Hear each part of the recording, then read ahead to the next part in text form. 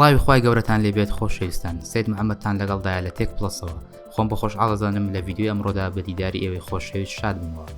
وەک لای هەموو تاڕوونە و لە ناونیشانی ڤیددیوەکەشدا نووسراوە ڕێد ماجیک 6 پرۆ. ئەم مۆبایلێکەوە ئەمڕۆ ئێمە باسی دەکەینەویش بریتە لە مۆبایلێکی گەیمینگ کە لەلایەن کۆمپانیا ڕێد ماجیک کۆ دروست کراوە. ئەویش مۆبایلی ڕێد ماجیک 6 پرۆیە. فەرمونون ئێوەش با بچینە ناو ڤیددیوەکەوە.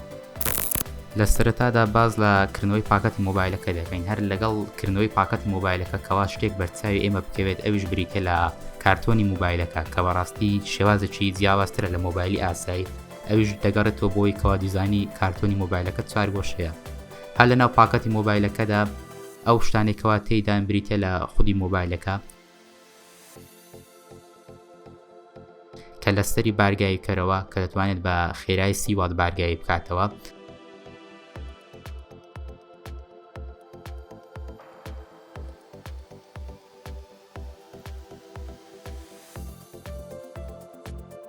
لەگەڵ کێبڵی بارگایی کەرەوە لە جۆری تایپسی کە ڕەنجی سوورە مە شتێکی جوانە.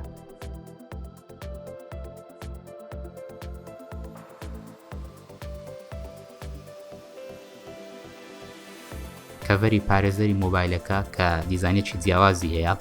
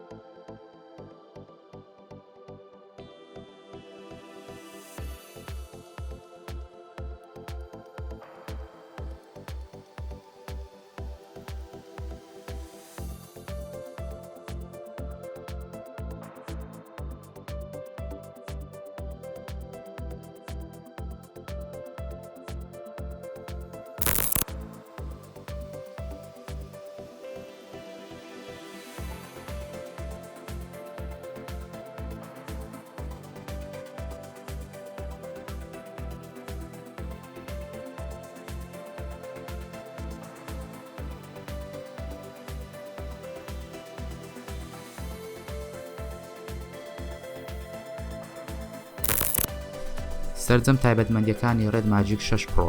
مۆبایلەکە بەکاربەری پرۆسێسەری سنابدراگۆن 888 5 نانۆمەترە کەوا ئەم پرۆسێسەرە 8 ناوک لە خۆی دەگرێت و بەرزبوونەوەی ئاستی فریکوێنسی تاوەکو 2.84 گیگاهرتزەیە.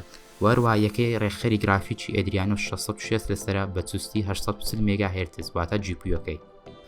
خۆشەویستان بیرمان نەچێت ئەم مۆبایلە توانای لە مۆبایلێکی تر بەهێزترە کەوا هەمان کار بە هەمان پرۆسێسەر پایاخود هەمان توانای هەبێت لە ڕووی هاردوێرەوە بۆی ئەوەی دەستکاری کراوە لە GPU لە ڕێگەی سۆفتوێر و هەم لە ڕێگەی هاردوێرەوە بەهێزتر کراوە. لە بەشی پێشەوەی مۆبایلەکەدا ڕوونمایەکی تەختمان هەیە بە قەبارەی 6.8 ئینچ لە جۆری ئەمۆلیدە و ڕوونمایەکەشمان فلاتە تەختە. توانای نێبوونەوەی هەیە تاوەکو 165 هرتز و وەڵامدانەوەی سەری پەنجەی 360 هرتز. بەڵام لە کاتێکدا کەوا تۆ یەک پەنجە بەکاربین بە تایبەت بۆ سۆشیال میدیا دەگاتە بەرزترین ئاستی نوێبوونەوەی وەڵامدانەوەی سەری پەنجە دەگاتە 500 هرتز. ڕوونی ڕوونمایەکەمان فول HD+ و هەبوونی 380 ppi واتە چڕی پێکسل بۆر ئینجێک و پژیری لە تایبەتمەندی HDR++ دەکات و پژیری لە قوڵی ڕەنجی 1 ملیار ڕەنگ دەبیت دەکات. وەروە بەرزبوونەوەی ئاستی ڕووناچی بەرزترین ئاستی ڕووناچی مۆبایلەکە لە بەردەم خۆریا خود شاشەی مۆبایلەکە بەرزترین ئاستی ڕووناچی دەگات بە 630 نیت.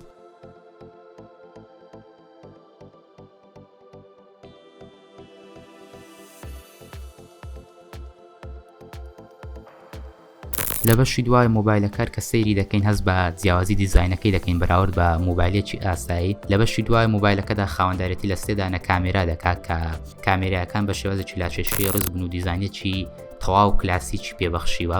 کامێرای سەرەکی ئەم مۆبایلە 64 مێگاپیکسڵە و کە لەلایەن کۆمپانیای سۆنی و بۆی دابین کراوە هەستەوەری IMX 686. کامێرەی گۆشەفراوانی ئەم مۆبایلە ڕوونیەکەی 8 مێگاپیکسڵ توانای داهەیە بە فراوانی 120 پلە وێنە بگرێت. هەرچی دەربارەی کامێرەی سێمینیانە کامێرایەکی مایکرۆیە کە بۆ تۆمارکردنی وێنەی تەنی بچوو بەکاردێت و ڕوونی 2 مێگاپیکسڵە. وەروە توانای تۆمارکردنی ڤیدیۆی هەیە بە کوالێتی 8K، وەروە توانێت تۆمارکردنی ڤیدیۆی هەیە بە کوالەتی 4K بە بژاردەی 30 FPS و 60 FPS. هەرچی دەربارەی کامێرە سێلفی مۆبایلەکەیە، کامێرە سێلفی مۆبایلەکە ڕوونی 8 مێگاپیکسڵە و توانێت تۆمارکردنی هەیە بە توانێت تۆمارکردنی ڤیدیۆ هەیە بە کوالێتی 1080p بە 30 FPS. لە ڕووی بیرگەوە بیرگەی کاتی ئەم مۆبایلە واتە ڕامەکەی ڕامی 12 و ڕامی 16 و ڕامی 18 لە خۆی دەگرێت. ستی 6400 مێگا ترانسفێر و جۆری ڕامەکەشمان لە جۆری LPDDR5 لە جۆری بیرگەی مۆبایلەکەش UFS 3.1 کە بە سێ بژاردە بەردەستە، ئەوانیش بیرگەی 128 و 256 و 512 گیگایە. هەرچی دەربارەی پاتری ئەم مۆبایلەیە، پاتری مۆبایلەکەمان 5050 میلی ئەمپێرە کە لە زۆری مادەی لیسیۆم پۆلیمەر دروستکراوە و پژگیری لە بارگاویکەرەوەی بەتەل لە ڕێگەی وایرۆ دەکات بە خێرایی 30 وات کە لە نێو پاکەتەکەیدا بەردەستە. وەروە پژگیری لە توانێت بارگاویکەرەوەی 66 وات دەکات گەر بەجیا بۆی بکڕیت، پژگیری لە تەکنۆلۆژیای GAN دەکات. بەڵام خۆشەویستان بیرمان نەچێت ئەو مۆبایلی کەوالای ئێمەیە لە جۆری گلۆباڵەکەیەتی، بەڵام جۆری چینی کە بۆ ناوەخۆی چین بەردەستکراوە پاتری 4500 میلی ئەمپێرە و بارگاویکەرەوەی 120 واتی لەگەڵدایە.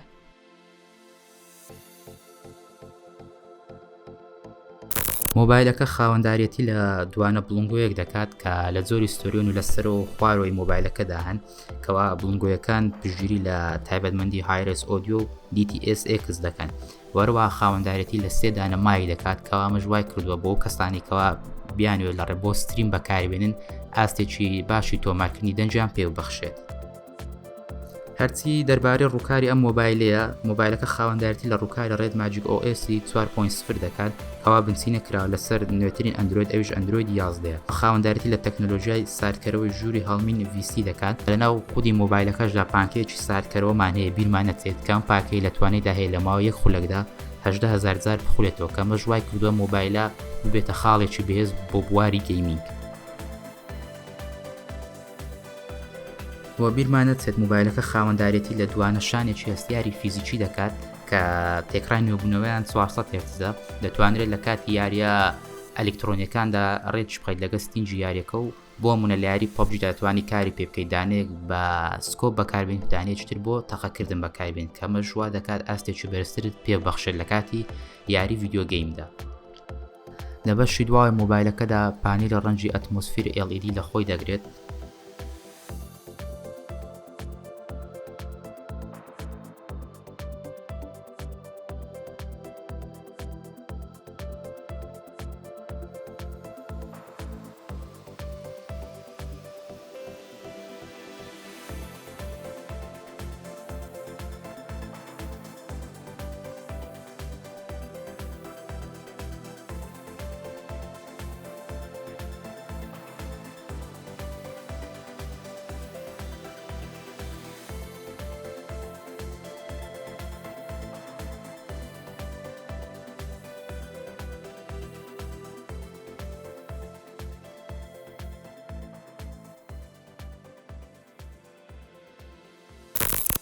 تەنچی مۆبایلەکە 9.7 میلیمەترە، وەروە کێشی مۆبایلەکە 220 گرامە کەوا هەندێک قورسە، بەڵام بە بەراورد بە مۆبایلی ئاسبەرزی کۆمپانیاکانی تر کێشی مۆبایلەکە ئاستایە و بگرە لە هەندێک مۆبایل سوکتریشە.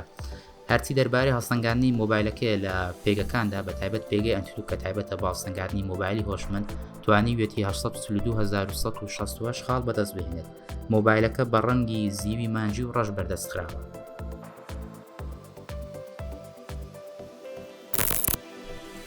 وەک لای هەمووان ڕوونە خۆشەویستان، هەر مۆبایلێکەوە دەردەچێت دائیمەن سەرڕای باشی مۆبایلەکە هەم مۆبایلێکیش بەقەدەر خۆی خاڵی لاوازی هەیە و خاڵی باشی هەیە و هەم مۆبایلێکیش ئاسبەرز بێت کۆمپانیایەک بێ لە هەر شوێنێک بێت و بڕاندێک بێت دائیمەن خاڵێکی لاوازی یار هەیە، خاڵی باشی هەیە. ئەگەر بینە سەر باسی لایەنە باش و خراپەکانی ئەم مۆبایلە، ئێمە وەک ئەزمموی خۆمان کە دوای 15 بۆ 20 ڕۆژ ئەم مۆبایلە بەکارمان هێناوە، لایەنە باشەکانی ئەم مۆبایلە چیە؟ یەکەمیان پرۆسێسەرێکی ئاسبەرزی هەیە کەوا لە کاتی بەکانەنە هەست بۆ دەکەی مۆبایلەکەت ئاز بەرز یاخود هەست بۆ خێرایی دەکەیت بۆ ئاستە دەکەیتەوە لە مۆبایلێکی ئاساییدا هەستی پێ ناکەیت. دووەمینیان پاتریەکەیت، یعنی پاتری مۆبایلەکە بەڕاستی ئاستێکی بێوێنێ هەیە، وەک ئەوە وایە کە تۆ بارگایەک هەیە لە بەیانە تاوەکو ئێوارە گەر ئینتەرنێتی مۆبایلیش بەکاربێنیت هەر کێشە نیە، پاتریەکەی زۆر باشە. سێمین خاڵیان بریتە لە ڕوونمایەکی نەرم و ئازبەرز، هەر لە ئەوەلی بەکارهێنەرەکەدا هەست بۆ دەکەیتەوە ئەو مۆبایلە ڕوونمایەکەی نەرم و ناوازە، ینی بەجددی بێوێنێ ڕوونمایەکەی. بەڵام گەربینە سەر لایانی خراپی مۆبایلەکەش وەگوتمان هەموو مۆبایلێکی بەدەرنی لە لایانی خراپ. لایەنە خراپەکانی بریتین لە چی؟ یەکەم دانیان شانی هەستیاری مۆبایلەکە. ئەو مۆبایلە وەک لە پێشتریشدا ئاماژەمان پێدا دوو شانی هەستیاری هەیە لە لای ڕاست و چەپ کە لە کات یاریکن دەتوانانی لەگەڵ سیتینژ یاریەکە ڕێک بخەیت و یاری پێ بکەیت. ئەگەر بێت و لە شوێنێکی گەرم مۆبایلەکە بەکاربێنی تووش ئارەقەکردن بێت کاتێکەوە پەنجەکانمان ئارەقەی کرد ئەو یاخود چۆن بڵێن شێدار بوو شانی هەستیار کار ناکات، زام دەکات لە کاتی ئارەقەکردن. دووەمین خاڵیان لەگەڵەوەی کەوا ئەو مۆبایلە پژگیری لە هێدفۆن دەکات لە ڕێگەی دەرچەی تایپ سی، وەروە پژگیری لە هێدفۆنژەکە لە ڕێگەی دەرچەی جاک 3.5 ملی وەک زمانی بازاری خۆمان AUX. کاتێک هێدفۆنی AUX بەکاردەهێنیت هەر لەگەڵ بەکارهێنانیدا نامڕتاعی شوێنی هێدفۆنەکە وایە کاتێک هێدفۆنی AUX بەکاربێنی و شانی هەستیاری لای چەپ بەکاربێنی هەست بە نامڕتاعیەکی زۆر دەکەیت. خاڵی گرنگی مۆبایلەکەشکەوە زۆر بەلای ئێمە ناڕەحەت بووین بریتە لە گەرمبوونی مۆبایلەکە. کاتێک لە شوێنێکی گەرم ئەو مۆبایلە بەکاردێنی تووشی گەرم بوون دەبێت. بەڵام بەگشتی ئێمەوەی کە ئەزمموی خۆمان کردو و مۆبایلەکانی زنجیرەی 11 شامیمان بەکارێناوەن پلس و ئۆپۆوە تا دوایی بەگشتی هەم مۆبایلەکە ئەو مۆبایلانەی خاوەندێت لە پرۆسیسەری سنابدراگۆن 885 نانۆمەتری دەکەن ڕوبەرووی گەرمبوونێکی زۆر دەبنەوە بەگشتی هەمویانمان. سەرڕای ئەوەی کەوا ئەو مۆبایلە لە ناوەشدا دوو پانکەی سارکەرەوەی هەیە، بەڵام گەر لە شوێنێکی گەرم یاری پێ بکەیت پانکەی سارکەر و هەرچەند کارش بکات دەرەوە هەر گەرمەوە تا هەر ینی هەوای گەرم فرەیاتە دەرەوە ناتوانانی ساردی بکاتەوە، بۆیە کە لە شوێنی گەرم یاری پێ بکەیت مۆبایلەکە گەرم دەبێت. بەڵام وەک ئاماژەمان پێدا هەموو مۆبایلێک کە خاوەندێتی لە پرۆسیسەری سنابدراگۆنی 888 بکات ڕوبەڕووی گەرم بوو دەبێتەوە. لەوانەشە زۆرتان پرسن نرخی ئەم مۆبایلە چەندە لە بازاڕەکانی عێراقدا. هەر لەگەڵ بەردەستبوویندا لە عێراقدا سەرەتا بە ڕامی 12 بەردەست بوو، بەڵام لە ئێستادا لە کاتی تۆمارکردنی ئەم ڤیددیو تەنها لە بازاڕەکانی عێراقدا ڕامی 16 و بیرگەی 256 بەردەستە، ئەوش بە نرخی 665 دۆلارە. هەرچی دەربارەی جۆری ئاسایەکە شێتیکەوە جۆری ڕێدماجیک 6 ئاسای شێ بێ پڕۆ، ئەویشیان ڕامی 12 و بیرگەی 128 هەیە بە نرخی 575 دۆلار بەردەستە، وەروە ڕامی 8 و بیرگەی 128 هەیە بە نرخی 515 دۆلار بەردەستە.